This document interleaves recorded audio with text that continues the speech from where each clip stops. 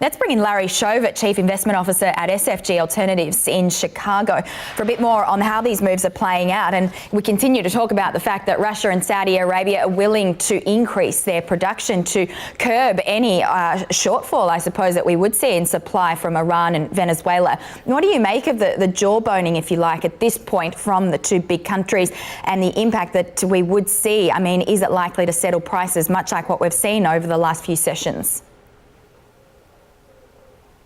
Yeah, well, the headlines are the headlines. We'll wait to see what happens, but I think their intentions are really good. I mean, and they understand that $75 a barrel oil isn't good for them per se, and so helping out with the lack of supply that we're seeing in, especially from Venezuela. I mean, OPEC took off 1.8 million barrels, but now we're short 2.7 million barrels a day. So it's a lot to make up, and I think they will make good on some of that. Again, I think the timing is everything, because the market is assuming it would be third quarter that this would happen, and it may not be until the fourth quarter. So the price action definitely has a lot to do with what people are hoping for, but the continued price action we saw today obviously is more on the risk-off trade, and also some of the headlines we read over the weekend. I know that there's a few people now, a few commentators and analysts that are talking about $100 oil. You mentioned $75 there, and I know that Saudi Arabia in the past has mentioned $80. Is $100 oil too much? Is it too high for a lot of these oil-producing nations? Because over and above that, that obviously leads to rising inflationary pressures and rising costs. Is $100 oil not something that these oil-producing nations want to see? No, I don't think so at all. I mean, I think we hear from most of them that, even $80 a barrel oil is troubling. It's good on one end, but for the whole company, for the whole economy, not so good because the supply shuts down so much. So they're trying to find that equilibrium, and I think that equilibrium tends to be closer to $60 a barrel, and that's what I'm hoping for.